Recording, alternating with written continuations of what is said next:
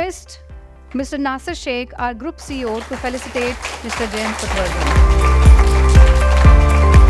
What is it that you see or you would want them to do in the next 2 years to prepare for the role that they kind of seek when they finish?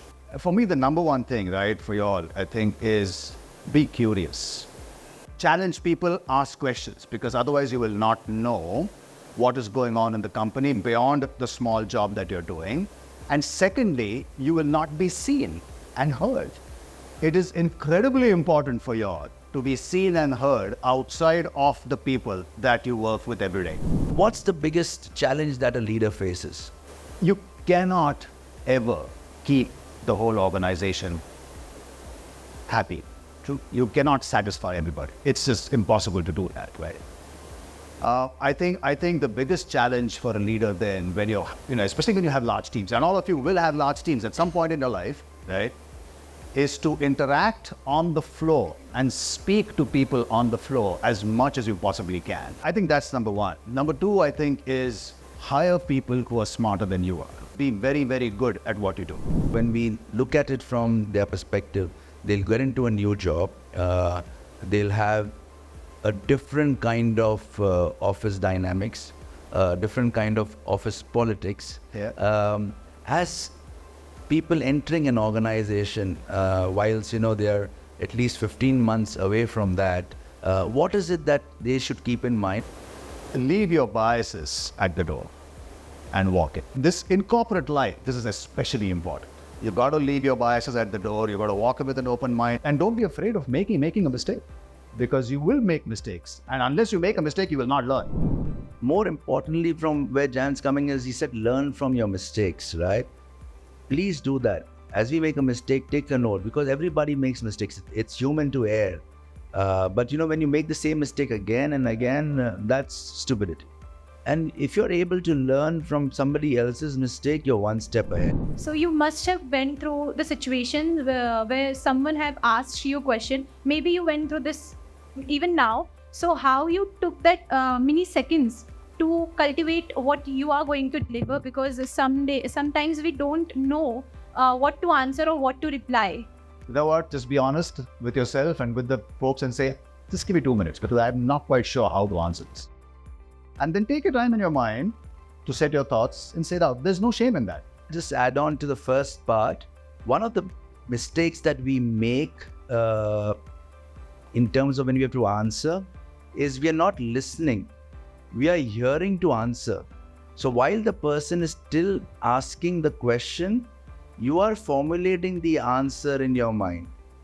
So if we take that moment, like Jayant rightfully mentioned, to absorb the question and then give the response, you'll get the respect also from it.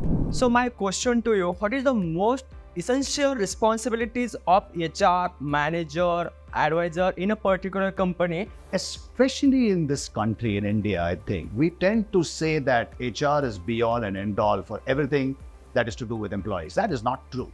Your manager actually has far more influence on what you do than HR will ever have. Right? So it is the responsibility of everybody in the company to adhere to and do the things that are expected to be done by employees of the firm. It's not just HR's responsibility. HR is there to facilitate. HR is there to help. HR is there to maybe send the course in certain things. To a big extent, they're the heart rate monitors. They'll tell you what the pulse of the organization is to an extent, give you initiatives. But if you don't act on it, then your heart rate will go up or down depending on what your actions are, right? As a lady, when you're leading, there are multiple challenges that you face. And what goes on in your mind at that point of time? I take it myself to be just a leader over there, and when it's needed to be very, very blunt with a punch on the face, I am ready to give it. So for me, gender doesn't matter. Never doubt yourself. When you have to deliver something, you have to deliver something rock solid way. And if somebody says you can't do it, there is nothing that you can't do. There is a glass ceiling, but equally there is a hammer that is there in your hand with which you can break that glass ceiling and go beyond any boardrooms and any positions that you do. What kind of skills do I need for jobs in core finance? There is a certain amount of aptitude that is necessary to do it.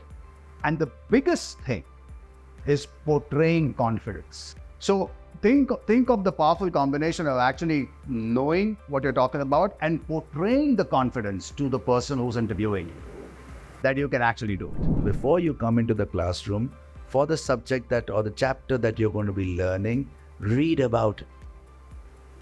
Come prepared so that you're able to build onto intelligent conversations versus the basic. Sir, why do we require to possess a additional certification and skill even after doing a postgraduate degree? Doesn't a postgraduate degree justify our skills and our knowledge are enough to sustain in this corporate world? You put yourself in the shoes of an interviewer for a job, right? And let's say you've got lots of candidates who are going to be applying for it. At some point, you have to stand out as a candidate. What are the advantages that you would like to get when you're actually on that candidate slate, one amongst so many that you're interviewing for the job? So there are a few things, right? One could be you have extra certification, you have extra skills, it's been certified, you've gone through the pains of doing another course, etc. Right? If that's what the job demands. Two is you're very confident of what you're saying, and confidence does not necessarily mean talking a lot. Confidence means saying the right things for the right amount of time, right? And then the third thing is your attitude. The person who's interviewing you has to walk away with two things. One, yes, if it's a job which requires some amount of skill, the person has that skill. That's the first thing. And second is, I can work with this individual. I think this individual will be great for our company because of all the, in the entire conversation that you all have had, I've got a good sense of what this individual is. My question is, accountability is one of the key ethics in terms of employee. So we should be accountable for whatever we have done. And but as leaders, more than accountability, if something goes wrong, they face a lot of criticism and a lot of backlash. So how do we actually handle it without actually breaking down or kind of running away from it? Accountability means if you screw up, you lose the job. End of story. That's what accountability really is. And by the same token, what you have got in terms of how well they're paying you, what kind of responsibility you have, it all looks great because you're getting paid reasonably well. You've got a big job. You're kind of responsible for all of these things. You have to take them both into consideration. As you stated that we cannot satisfy everyone in a corporate life. So as a leader, if we are working on a similar project, so how can we avoid the conflicts of opinion? You need to welcome the conflicts. You cannot hide from them because conflicts will happen. If you're working in a project, there are more than one people who are working, conflicts are definitely going to happen.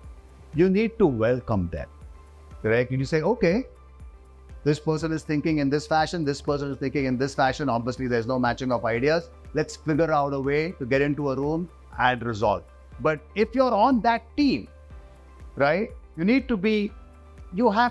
inclusion at the end of the day in a very different way. Because you're also including that the fact that, folks are going to have all sorts of ideas and they may not necessarily be in tune with what you or what the company wants. And then you've got to talk and discuss it and, just get everybody along together. Conflicts I see as opportunities, right? Because what is happening in a conflict, it's a best situation to have because people are expressing their opinion. If people are expressing their opinion, that means they care. The challenge is when you have no conflict and if everybody is saying, yes, sir, yes, ma'am. For me as a leader, that worries me the most when people are not expressing themselves, they're not coming up with ideas. So conflict, use it to your advantage. May I give you all a piece of advice? Please get a hobby.